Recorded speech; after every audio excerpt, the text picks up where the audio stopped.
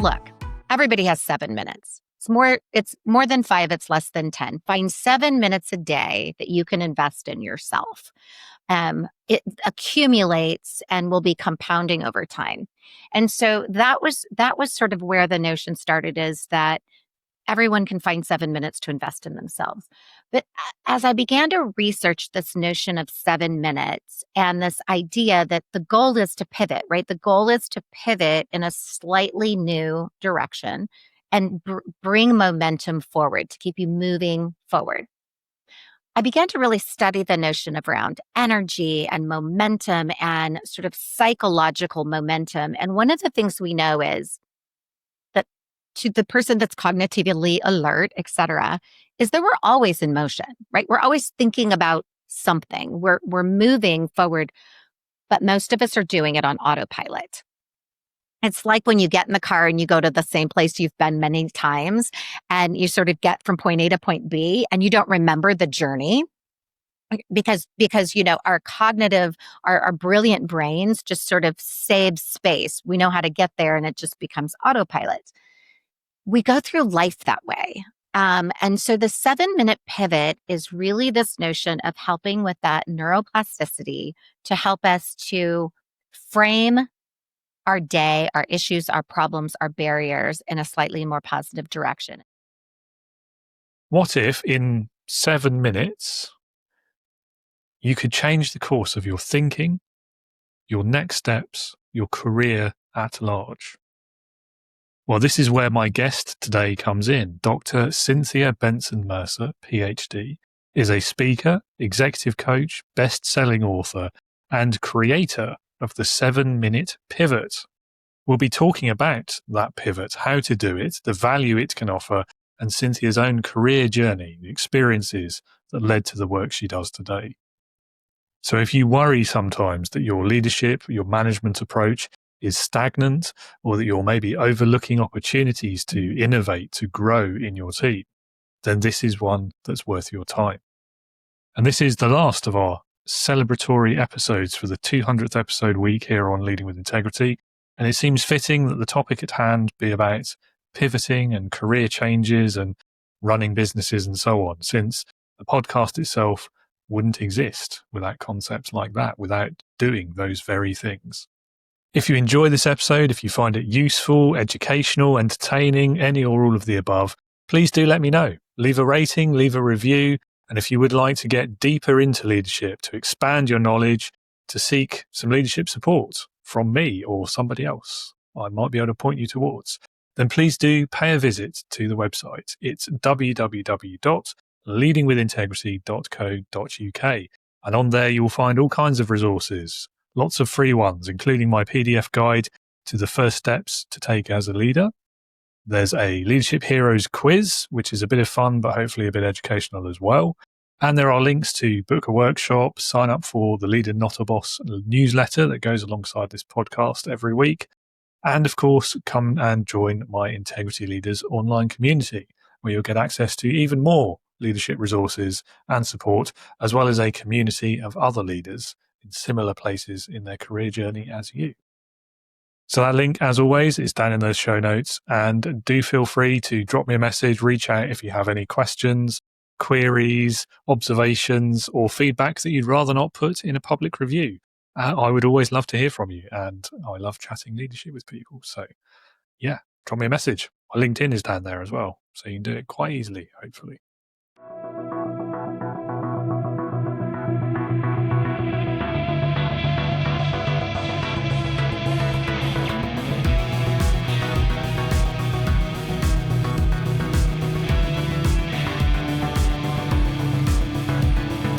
Welcome to the Leading with Integrity podcast. Leadership talk for the modern manager. With your host, David Hatch. Cynthia, welcome to Leading with Integrity. It's lovely to have you on the show. Thank you so much for having me. I'm excited to be here. Well, we're excited to have you. And in at the deep end, really, tell us a bit about yourself, your career so far, why you do what you do. Oh, that's a big question, David. It is. Yeah. So the short version for the person listening is I have a broadcasting undergrad, but like so many people, did not end up ultimately following a career in broadcasting. Started there briefly, found myself sort of accidentally in human resources, and what I fell in love with was business. And then this notion that business happens when you actualize people just really resonated. So I spent about 30 years in human resources and growing expanded responsibilities, ultimately in the C-suite in a variety of industries. So I was in real estate, construction, restaurants, casino gaming, healthcare. It's transferable, right? People and the science and the study of people really translates to different environments. About 2 years ago, I had the opportunity to leave the organization that I was with, which is probably another story of its own.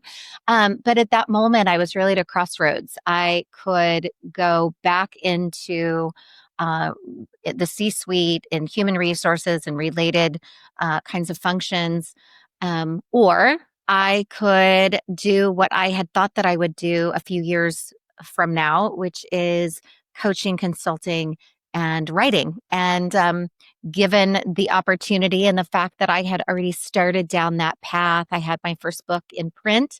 Um, I took the leap of faith. And so that's what I do today, is I do a lot of keynote speaking, but really the core of my work is executive coaching and then working with organizations to help them think about their people strategy.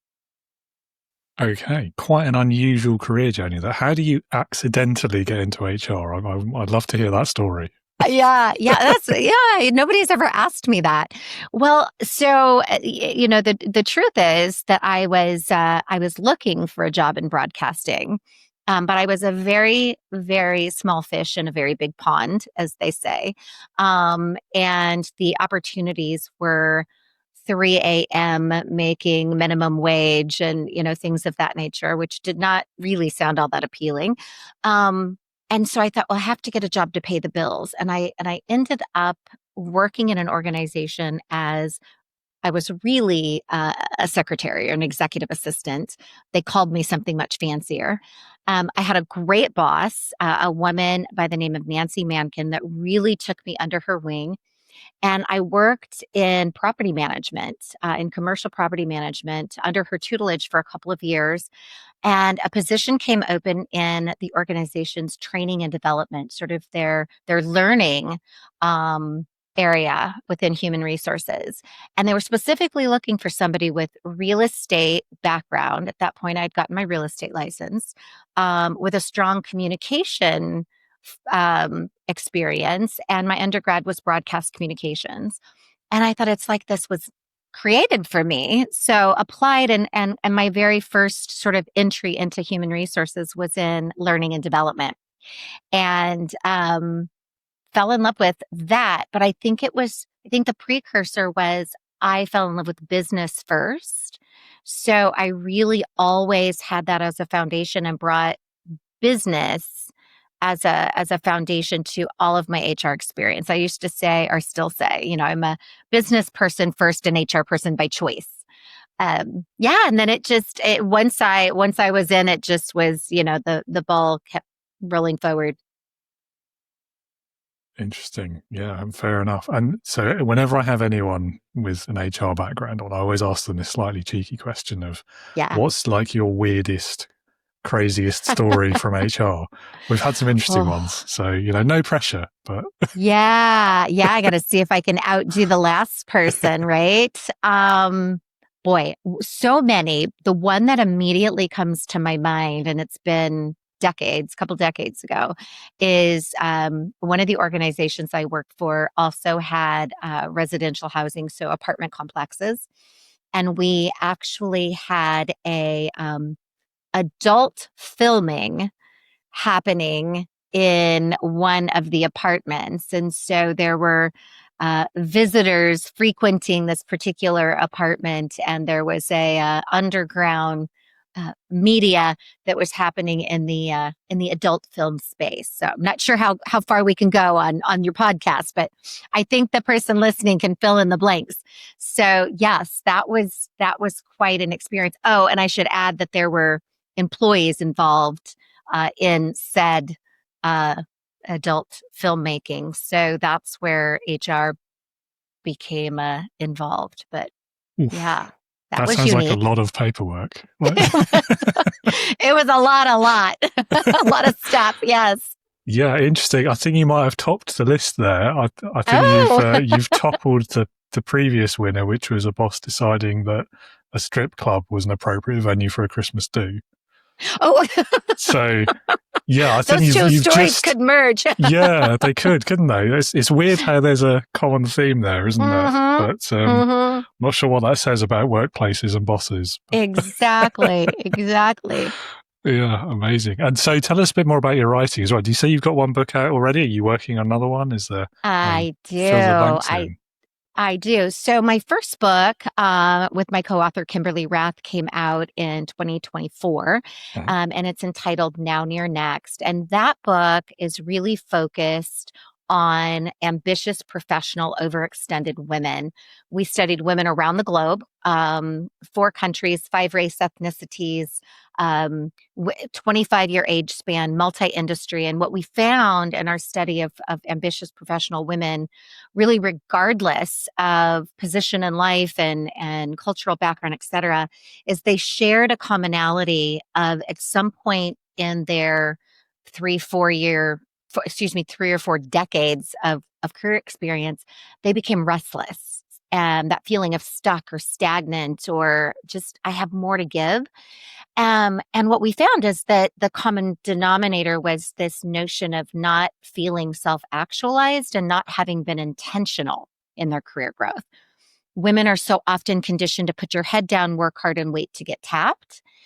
And because we're so busy raising children, raising somebody else's children, taking care of spouses, significant others, it's a really convenient option is, okay, I can take care of everyone else and I'll just put my head down and work hard. And when it's my turn, I'll get tapped. And as we both know, the business world doesn't work that way. And so women often get left behind. So Now Near Next is really a book that helps women of all ages, professional women of all ages, to regain their agency and to invest more intentionally in their career development.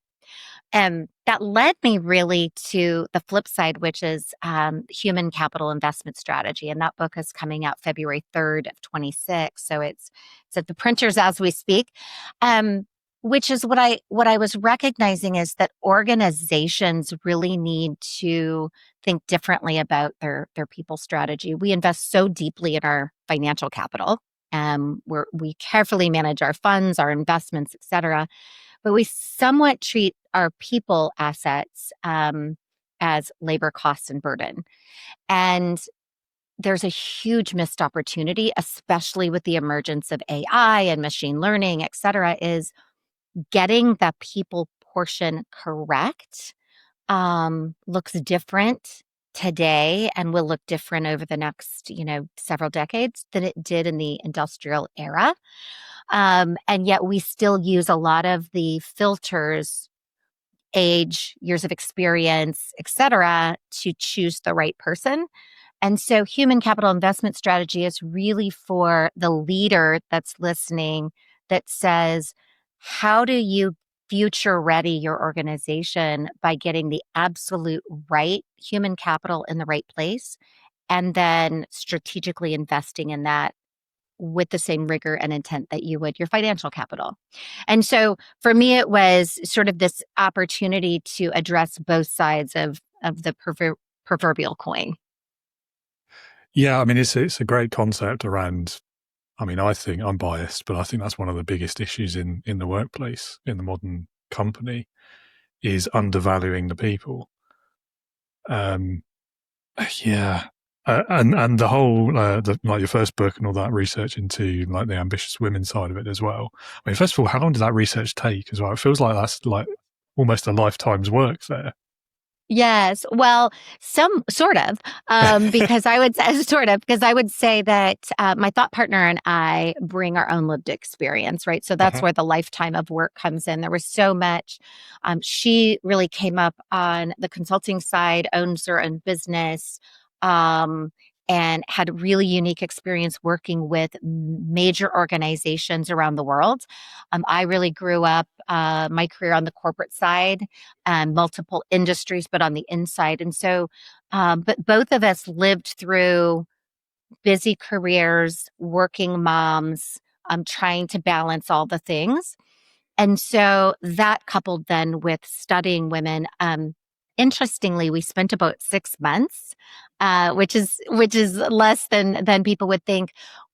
We were very fortunate between our respective networks and then reaching out. We had women around the world who were willing to be a part of the qualitative research we did. And then, of course, we did a deep quantitative dive to see what is the literature telling us that's already out there and how does that either affirm or validate what we were finding as well. So we made quick work of it, but it's interesting. We've been talking about this around the world, and women are continually saying, "Oh my goodness, yes, that's me. It's me now, or it was me a few years ago." Our goal is to get to the woman before she's restless, right? Mhm. Here's how to get out in front of that. Be intentional now while you're happy and delighted and all the things. We've had many men say, boy, there's a page that we can take out of this too. It's just that statistically, men tend to be naturally more intentional about their careers. They tend to be looking up, looking forward. And so I always say we need to steal a page out of their playbook, right? This isn't about shaming men. It's about saying, how do we do it a little more like them? Because they're racing ahead of us in some cases. Yeah, I mean it's an interesting one. Um, I don't know if men are naturally better at it, or if it's just more of like the societal expectations that we feel we need to live up to. I mean, speaking for myself anyway, not all men, Yes. obviously. Yes. But there is that, especially around workplace culture and like leadership culture, career progression, entrepreneurialism, even. It's a very, I think it gets quite toxic quite quickly, to be honest. It, But yeah, it absolutely does. No, and I think you're right, though. I mean, I think it's both of those things you mentioned, just as it is with women, right? mm, There's cultural nuances, there's formative things that happen in our upbringing. There's certainly corporate or company dynamics that reinforce certain things. Um, I think at the very core, and again, it's a generalization, but the research confirms the generalization of the message, which is, men as sort of the providers historically are looking up and looking forward and ready for the next thing. Women, it's particularly if they're raising children or if they're deeply invested in their community, their family, et cetera, are nurturing by and large. And so that becomes a real tug and pull. And we know that statistically that women continue to take on the vast majority of the home care, right? Whether that's healthcare, childcare, et cetera. And they don't give that up when they go into the workplace. And I always say this, again, that's not an indictment of men. We prefer it that way. we want to do it all. We want to wear the cape. But I do. I think to your point, it's reinforced both in terms of our upbringing as well as just sort of societal norms. Um, and so we don't address our research and our book doesn't address it from a shaming of things, but a sort of a recognition. And then what do you do about that? So let's just recognize, right? And then let's say, how do we more unapologetically, guilt-free invest in ourselves and take more intentionality? no, fair enough. Fair enough. So what was the most surprising thing then that you found during this research? Hmm. I think that probably one of the most surprising things is, again, we intentionally studied successful people because we wanted to figure out if there was a commonality among successful women, right? Do they have the secret sauce for what made them successful, and how do we replicate that?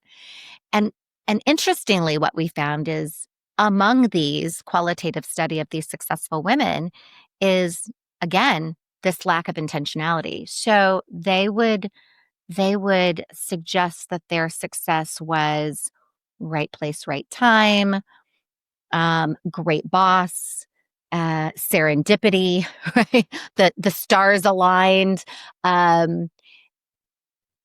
And that surprised me. What that was the outcome of that research, and the reality that systemically or globally, that women sort of admitted to, yeah, I just wasn't as intentional, reinforced for me part of the reason, not the entire reason, but part of the reason there are fewer women in the C-suite. There are fewer women in these executive ranks. Now, for the person listening that says, it's gender bias, it's ageism, it's all these things, absolutely, those things exist. I also believe our own lack of intentionality has been a barrier, because we get left behind, and it's compounding, right? When I'm looking down, waiting to get tapped, I'm missing opportunities, and looking up and saying, oh my goodness, gosh, I feel like I should be 5 years ahead of where I am. How do we do that differently? So I do feel like there's some owning our own agency, being more intentional, investing in ourselves, unapologetically guilt-free, which women struggle with, is part of the equation. So that was a surprise, but I also think that that's where we can start to, I'm all about action, right? Like, there's lots of problems in the world. We could go on and on about all the problems in the world. For me, it's like, okay, well, let's figure out what element of this phenomenon is actionable. And that's really what appeared for us. Yeah, that is interesting. So even like the language being used there about, why have you succeeded? It's quite modest language, isn't it? Right place, right time, like nothing I did. It was just, by accident. I think there's a clue in there as well, because you ask successful men, I suspect, you're not going to get answers like that. That's exactly right. At best, you might get, well, no, I didn't plan it, but I'm just that good. It happened, sort of thing. You know, like, yeah. Again, sweeping generalizations, but yeah. Well, and David, and I applaud that, right? I mean, we laugh about it because we could certainly suggest that the degree of humility can be on extremes. But where's that balance? Because that's the thing I coach women on in particular, is we're so conditioned to be modest and humble and gracious, and ladylike, and, pick the words, which I'm fond of all of those traits and qualities. And I think to a point, they're all lovely. But we confuse self-advocating, right, positive, with self-promotion, that we're so afraid to take credit for or put out our successes for fear that we're drawing attention to ourselves. That's not appropriate. It's not ladylike. It's not humble. And so I coach a lot of women on there is a benefit for self-advocating. And there's a way to do that in a way that can feel comfortable and authentic to you. But our bosses and people that we surround ourselves are not mind readers. And so, David, if you don't know that I've done this with my team, this amazing thing, or you don't know that I have aspirations for something bigger, then again, you're not a mind reader. So you may tap the gentleman that's had his hand in the air waving, right? Not me, who's like, well, I've been working really hard and I've done all this great work, and surely David's going to notice it. And by just the fact that I've been performing, he's going to promote me. Yeah, I sort of have an issue with this, like the way. So if we take like the promotion and progression angle on it, and the self-promotion as well, like I completely agree with you. Like, nobody's a mind reader, but I also, like, I don't know, I just have like this built-in like rebellion or dislike of that whole approach that the person who puts their hand on and says, look at me, I did all these things, is the one who attracts that promotion, that attention, that progression in their career. Because that's the wrong thing to measure it on, in my opinion. Like, you should be looking at the people they're managing, at 1,000%. at their team. Like, what do their followers say about them as a leader? What are the outputs and the results their team is achieving?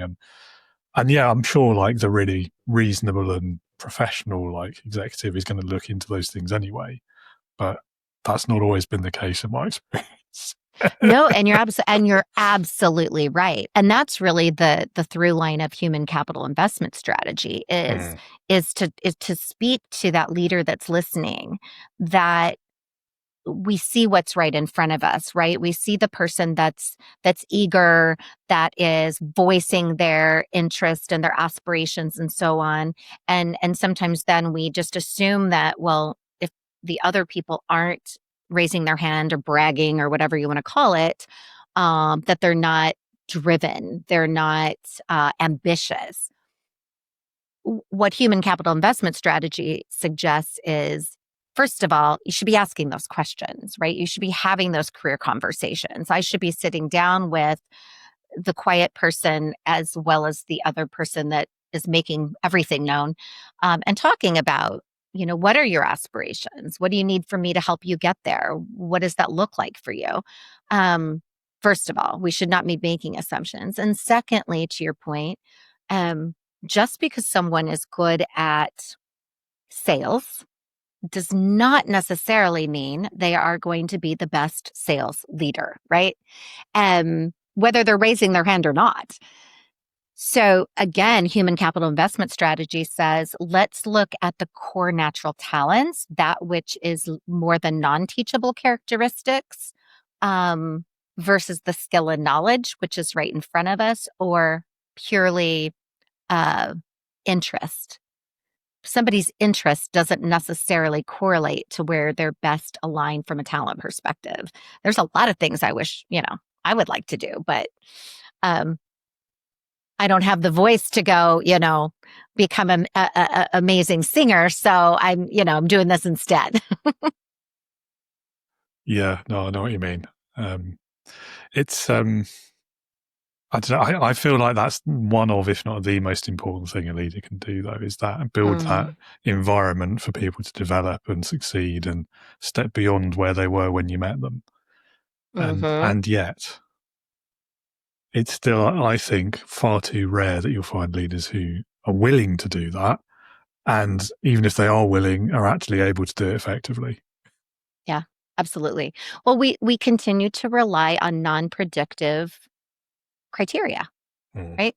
We continue to rely on things like, well, Susie has been here 8 years and John has been here 3. So clearly Susie's the better applicant. Not necessarily.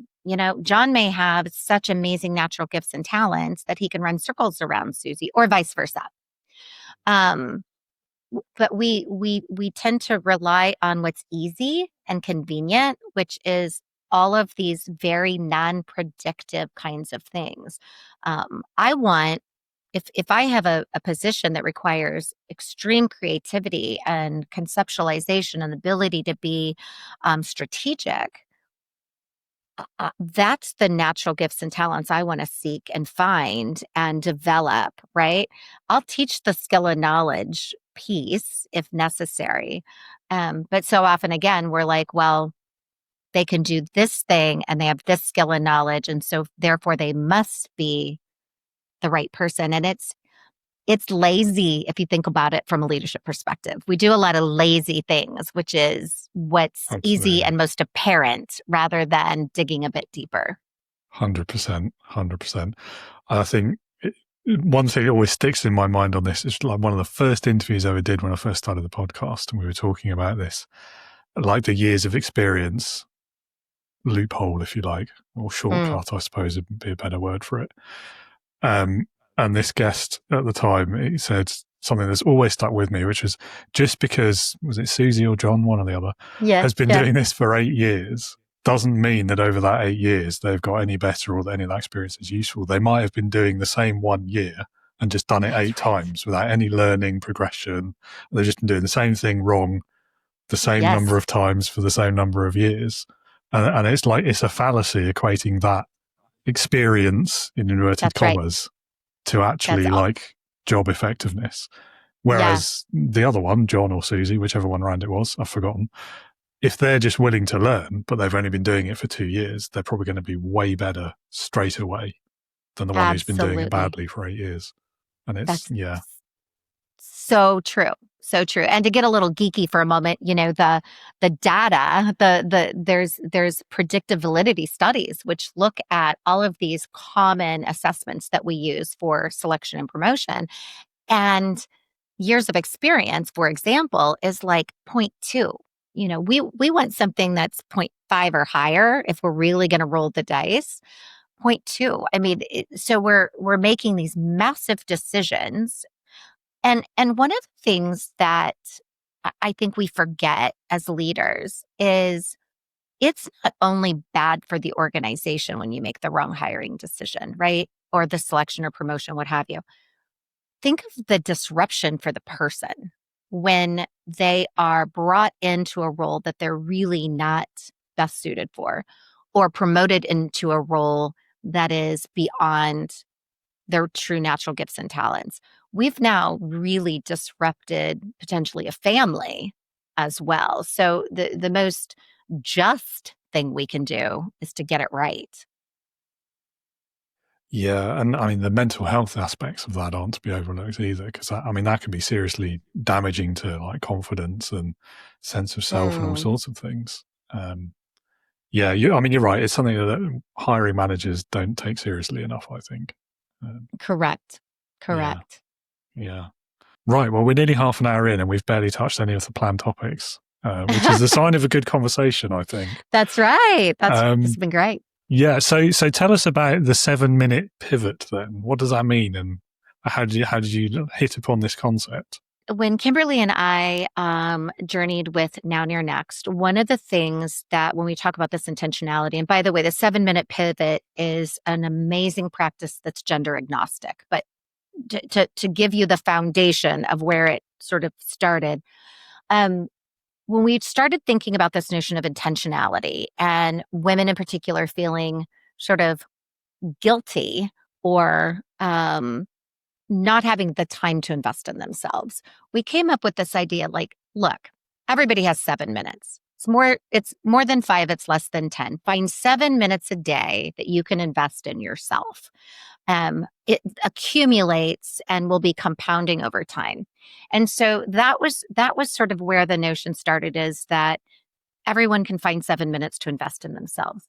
But as I began to research this notion of 7 minutes and this idea that the goal is to pivot, right? The goal is to pivot in a slightly new direction and bring momentum forward to keep you moving forward.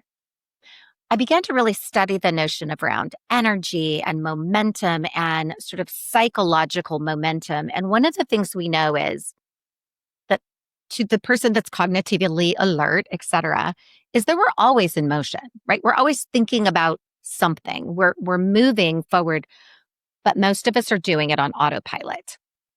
It's like when you get in the car and you go to the same place you've been many times and you sort of get from point A to point B and you don't remember the journey because our cognitive, our brilliant brains just sort of save space. We know how to get there and it just becomes autopilot.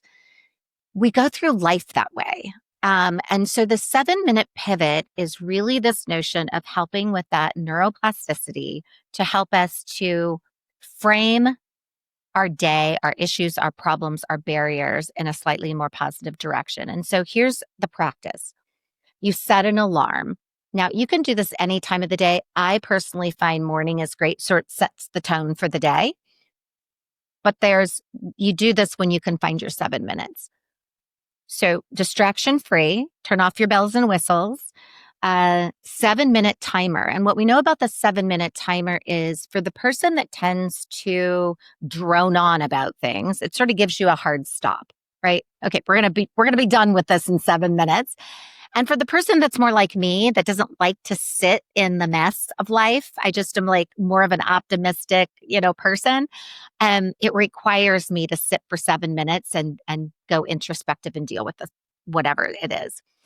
It's not meditation in that you're not sort of just calling on the universe. It's not your spiritual time where you're sort of praying or seeking. Those are both helpful and relevant depending on the person. This is additive. I set the 7-minute timer and I journal and I'm asking myself one question. So a great prompt is, what is standing in my way right now of my aspirational next, the thing that I aspire to? Your aspirational next could be a promotion, a job change, finishing a degree, a certification, right? Could be many things. What is standing in the way of my aspirational next? And you begin to journal during that 7-minute pivot. And then what I ask people to do is ask yourself why at least 3 times. Why is that? Why is that? Why is that? Because we get down below the surface of the what's standing in my time, right? We could be done in 30 seconds. Time is the thing that's standing in my way. Why? Well, because I've got this, this, and this. Why? Right? So you start to really unpack and get underneath it. And then the magic happens here. At the end of the 7 minutes, you choose one small thing, just one small incremental thing that you can do today to move yourself in a slightly incremental move forward. Lots of things happen during the 7-minute pivot, right? We sort of, the amygdala part of our brain that is the fear and anxiety and stress, we start to temper that. We get things out of our head and onto paper, which can be very liberating because some of us tend to, sort of be on that stewing about it. So we get it onto paper. We pick action, which also feels very empowering because now it's not this thing that I'm just consumed with. It's something I've recognized, I've named, and I have an action, but I'm not trying to eat the elephant in one bite, right? Bite at a time. If you think about doing that every day for a year, that's 2,555 minutes. Just think of an airplane. If an airplane were to move 1 degree every 7 minutes, you end up 300, 400 miles in a completely different destination, depending on your speed. That's what we can do for ourselves. And so it's that forward momentum and it's positive psychological momentum rather than I'm just moving forward on autopilot and rinse and repeat and dealing with the same stuff every day. I'm now taking agency and ownership over where I'm heading. And so it could be about a conflict. It could be about what's stopping you in your aspirations. It could be about why you're feeling sad. It could be the anxiety you're feeling because the holidays are approaching and you're going to be with, Uncle Arthur, who's really annoying, whatever it is. And the one small thing you're going to do to pivot in a slightly more positive direction. Poor old Uncle Arthur. I know, picking on Uncle Arthur. No, I mean, I love that because it pulls together quite a few different concepts into one place, doesn't it? 'Cause I think when we hear about the power of the usefulness of journaling quite a lot, Right. that kind of the 3 whys. We used to have the 5 whys in my old job in aerospace quality. Yeah. Thankfully, we didn't have to use it very often because things didn't go wrong that much. Yeah. Not like today, right? Touch wood. Yeah. Yeah. So, it's a great practice. I might start using that actually. And I'll let you have some feedback. Oh, please do. Please do, David. And for the person listening, just on my website, which I assume will be in the show notes, there is a 7-minute pivot practice guide. So it sort of walks you through the steps that you can print off. It's free. It's available. And then 21 prompts. So sometimes I have people say, well, I don't really have something in particular on my mind this morning, but I want to take the time to really be thoughtful and pause. And so there's 21 prompts. We know 21 days makes a habit. So if you don't have one of your own, you can download that for free as well. And so see which one speaks to you in a given moment. Oh, lovely. Yeah. Well, and you're right. The link will be down in the show notes, so everyone can get to that. So, I mean, can you share us an example from your own career if you haven't already talked about it? Because I know we did cover quite a bit of it, but a time when you had to pivot, and did you use this tool as well, or did you find a different way of doing it? And what changed for you? Like, what was the end result? Wow. So I've had a few pivots. The most impactful, and I wish I would have had the 7-minute pivot practice at the time. It probably ultimately was foundationally one of the things that helped lead me toward the creation of the 7-minute pivot, because I think intuitively I did some of the things. Would have been helpful to have it a bit more structured. I alluded to this at the beginning of our chat today. I had spent about 12 years in a healthcare organization in the US as the chief administrative officer, overseeing a number of departments. And we were going through a CEO change back in 2022, 2023. And which I knew because one of my roles had been journeying with the outgoing CEO that was planning his succession. So we'd been working on a succession plan for a decade. So that portion was not a surprise. There was a selection made. We had an incoming CEO, and I was just starting to sense that maybe the fit was not going to be as strong. That the new person coming in had some different ideas about where they wanted to go and lead and so on, and so I was feeling restless and uncomfy. So two things happened. One, I was in the middle of writing Now Near Next, and the framework in that is start intentionally working on your future today. And so in writing the book, I began to drink my own champagne and plan my future, which I thought would be 3 to 4 years away. I got my coaching certification. I was already writing the book. I was doing some things to sort of plan for post corporate life. However, untimely for me, turned out to be beautifully timed, but in the moment did not feel very timely. My position was eliminated with the new CEO. And this is where the big pivot came in. When I left that day, recognizing that everything I had known for 30 plus years was go, you work really hard, sacrifice a lot, and a paycheck shows up every 2 weeks, right? Suddenly, I was 55 years old, a single empty nester, faced with I'm going to have to move and find another needle in the haystack, right? A C-suite level job, which could be challenging at best, and by myself, which seemed daunting and overwhelming, et cetera. So two things happened in that moment. One was because I had been doing the work to prepare for my next, I wasn't starting from ground zero. And that gave me an option. I could go back into corporate, or I could accelerate the path to entrepreneurship, which ultimately I did and why I'm here. I would have never considered that had I not been investing in my future. I would have never considered that because that would have been terrifying. I had no idea how to even get started, but because I had done the groundwork, I was coming from a different place. And so had I had the 7-minute pivot, that would have been a beautiful opportunity to really sit each day at sort of that practice and that defined time and moment to say, what am I afraid of? And what's one small thing I can do today to move through this, right? Because there was a lot of fear and anxiety. I think I did it just without the discipline and the practice, which would have been a beautiful thing to have had. But at the end of the day, there's two learnings for me, and I think for the person listening. One is start working on your future today.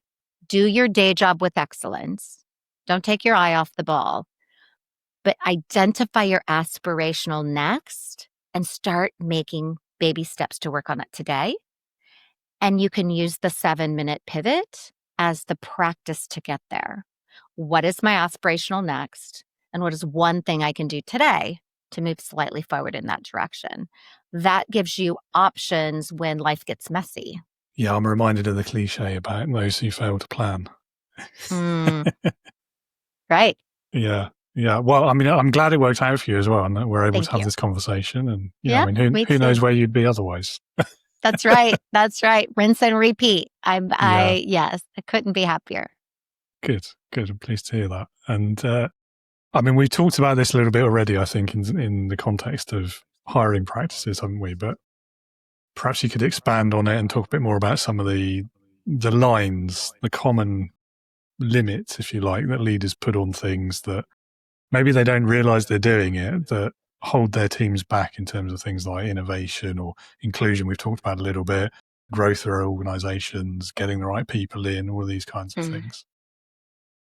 So many things, and I explore them in the new book, Human Capital Investment Strategy. But we have such filters around what we think are the right things to grow and develop, or even create a team that can limit innovation. I'll tell you something that's been super hot topic just in the last few weeks. I put a post out on LinkedIn about Gen Y and Gen Z, right? Millennials and Gen Z aren't lazy or entitled. They have a different view of purpose. They want to work to live, not live to work. And I will tell you, as a Gen X, that's sometimes like, that's really, really interesting. And because I worked whatever hours it took, I traveled, I did all the things. And so there's sometimes it's like, wow, that pushback could feel a little funny to me. But the reality is we should really recognize this importance of purpose. And so how do we help every individual find purpose in their work? And I had a gentleman push back and say, not, work isn't about purpose. Go volunteer if you want purpose. I adamantly disagree. I mean, you can still go volunteer, but you know what? I've worked with housekeepers in hospitality and in healthcare that when they are mopping their way out of that hospital room, and knowing that they're leaving that room clean and pristine so that that next patient is going to have a healthy quality experience, they have pride in that work and they have a sense of purpose about that. So, somebody might say, oh, well, they clean hospital rooms. There's not purpose. Go volunteer if you want purpose. I think you find purpose in your work if you are looking for it and doing what you love and what you're meant to do. Number one. The other thing that has been crazy popular is this women over 50 in particular, and people over 50 in general, the notion of ageism, and that sort of this writing off this, they're no longer relevant, they're not up to date on all the social media, and et cetera, et cetera. Age has an inverse correlation to predicting performance. An inverse correlation to predicting performance.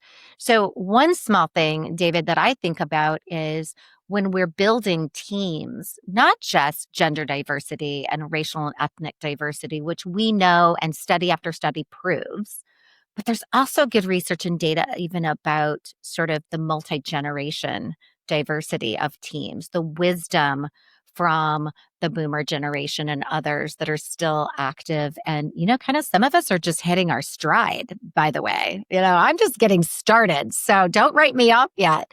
But that younger generation that we want to dismiss as being entitled and lazy, and yet they're challenging us to bring something new and different to the workplace.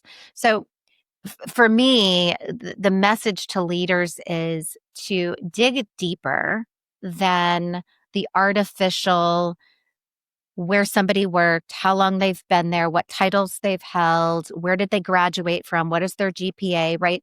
All of these things are non-predictive, and dig into what makes that person's heart sing. What are they naturally great at? What do they spontaneously do with excellence? Let's develop that and teach the skill and knowledge that we wrap around it. And let's embrace the fact that truly an inclusive workforce is more innovative. And there's research after research that's proving that. Yeah, I agree. I feel like where a lot of leaders fall into this trap, and I think it's it's human nature to an extent. It's because of just like the way that our brains work. But you'll meet one person or even a handful of people who fit that characteristic, whatever it is. And then based on that teeny tiny little sample, you then extrapolate all people of that characteristic are the same and they are this way. Right. And we've all done it. We all do it. But it's, yeah, I mean, it's so wrong, isn't it? I mean, like ageism, I don't believe that wisdom and age are automatically correlated either. I don't think one automatically creates the other. Like, yes. Some of the least wise people I've ever known have also been the oldest. That's right. And some of these younger people that are wise, we would say wise beyond their years, right? Mm-hmm. Absolutely. You actually raised something interesting, and I talk about it. I do a case study in human capital investment strategy.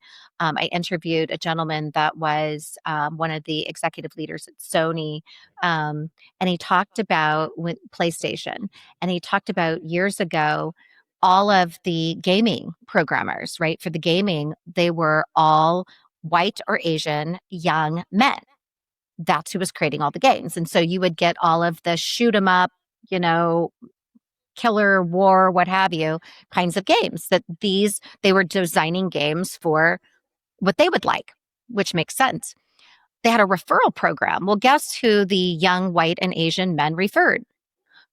People within their network, other white and Asian young men, right? So you have this perpetual cycle of more of the same. And at one point, when they stepped back and realized that they had a real opportunity to diversify the industry, right? Diversify the product and the industry itself, they intentionally, they paused their referral program, which I think is for every HR person listening is like, what? They paused their referral program and they uniquely went after women programmers and game designers. And that's where things like the dancing games, right? A lot of the family-oriented games started to emerge was when they began to diversify the people that were designing the games. Now, suddenly, they had a whole new market strategy and half the population was now part of their demographic. And I just find that so fascinating because how often do we do that in business, sort of unknowingly?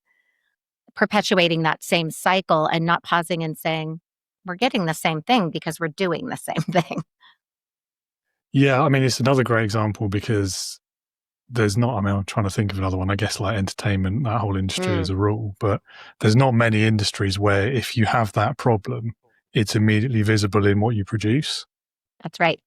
And as you were saying that, like immediately in my brain, I was thinking about, well, actually like the way that those games portrayed women as well. And then there was that whole like really toxic subculture bit in gaming culture around girl gamers in inverted commas and that whole thing. And exactly. Yeah. I mean, you get out what you put in, I guess, like any machine, right? But that's right. Yeah, it is an interesting one. That's exactly right. It is an interesting one. And as a millennial myself as well, I have to say, like, I am pretty lazy. Like, you're just owning it. Just calling back.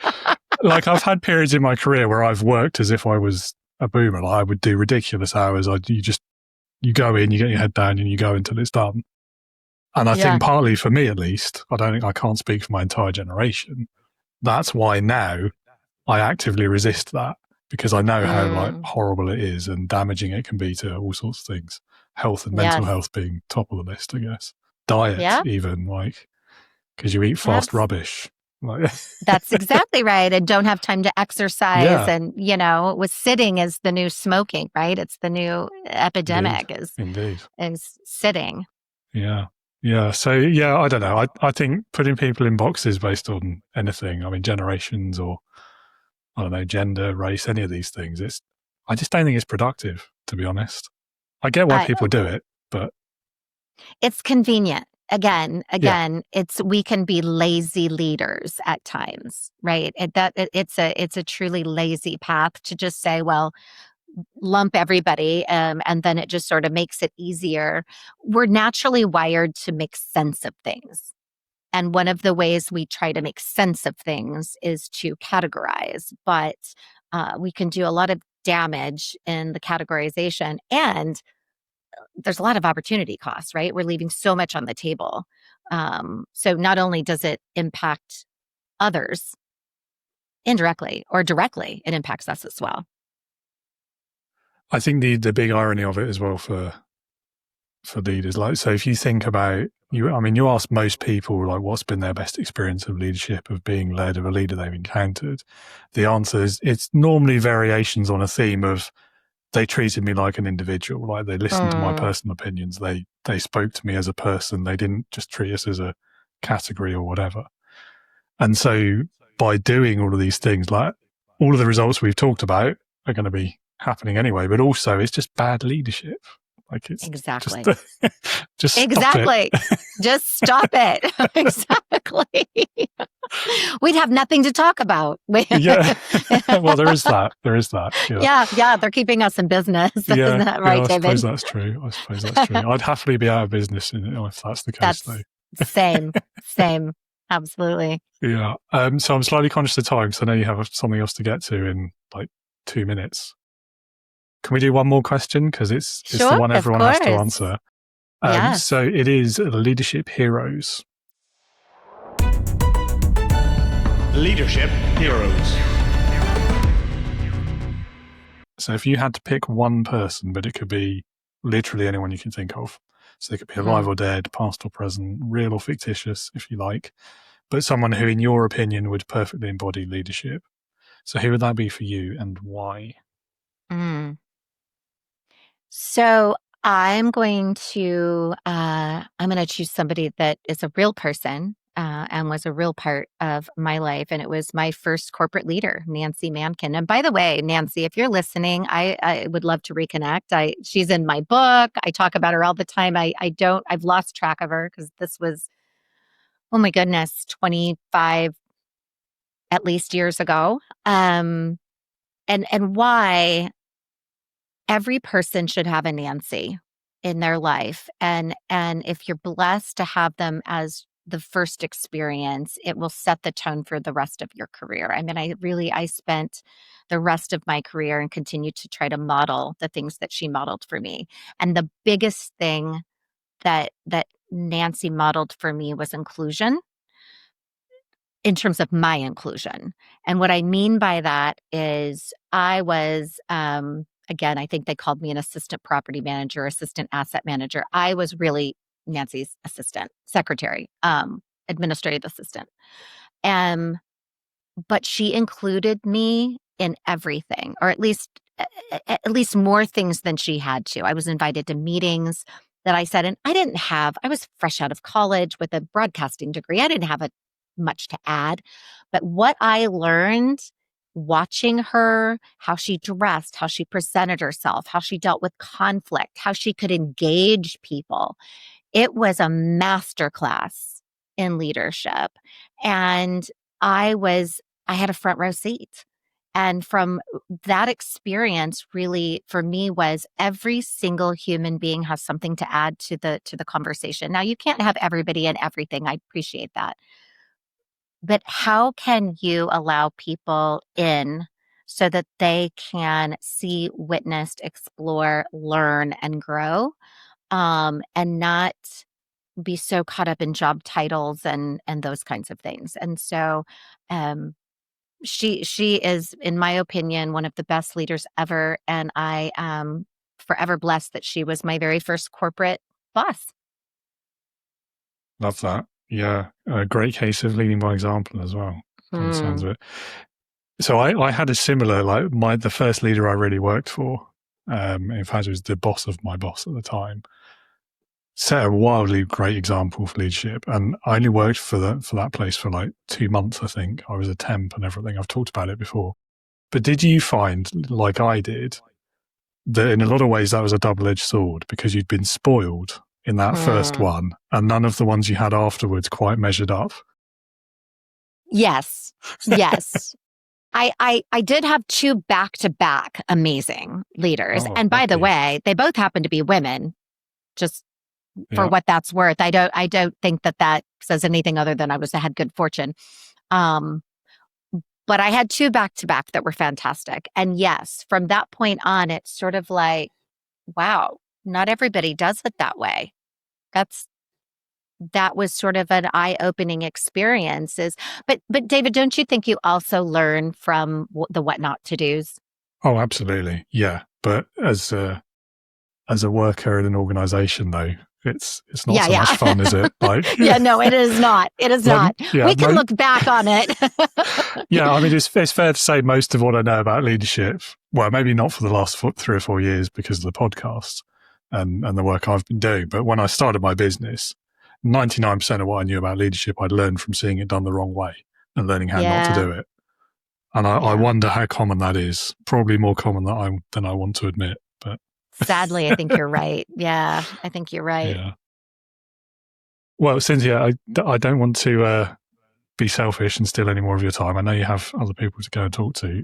One small little thing, I know you mentioned the website earlier, but if there's anything else, any other places people could go to learn more about you or get in touch, please feel free. Okay, thank you for asking. Yes, so on all the socials, LinkedIn, TikTok, YouTube, all the socials, I'm Dr. Cynthia Bentzen-Mercer.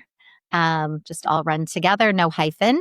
And then you can reach me directly at hello@cynthiabensenmercer.com. And of course, everything on my website is www.cynthiabensenmercer. And there's a lot of free downloads, information, try to make things useful for folks. And then, of course, we'd love for you to pick up a copy of Now Near Next and pre-order Human Capital Investment Strategy. Lovely. Well, pop a selection of those links in the show notes so everyone can find those as well. And that's more than we've got time for. Thank you again so much and have a great rest of your day. Thank you so much. I appreciate you. Well, what an enjoyable, relaxed conversation about some pretty big ideas. So thank you, Cynthia, again for your time, for your energy today. I will certainly be trying out that 7-minute pivot, and I'm sure plenty of people in the audience will be as well. Speaking of whom, which? Listener and viewer, thank you for joining us today. As always, I encourage you, click on those links in the show notes, find out more about Cynthia and her work, maybe lend your support by purchasing one of her books as well. And if you are listening to the show because you are a new or struggling leader, perhaps a first-time manager, or you founded your first business and you just can't seem to get the right outputs from your team, then I invite you again, drop me a message, let's chat leadership, and see if the Integrity Leaders membership could be helpful for you. You will find my LinkedIn profile link down in the show notes, as well as the website, www.leadingwithintegrity.co.uk. And if you'd like to learn more, there's plenty to learn on that website. I look forward to chatting with you very soon. That's all for this episode and for this week. And what a week it's been. Once again, I'd just like to offer a heartfelt, genuine thank you to everyone who is or has listened, watched, liked, reviewed, or been a guest on Leading with Integrity since that very first episode recorded in my garage back in 2021. I wouldn't have managed to get to 200 episodes without each and every one of you, and it's been such an enjoyable experience for me, so thank you, and I hope you stick with us for another 200 episodes. Next week, normal service resumes with my next guest, who is a keynote speaker, a consultant, and founder of the Superpower Planner. His name is Sir Evans, and it's an interesting educational conversation, I hope, like always.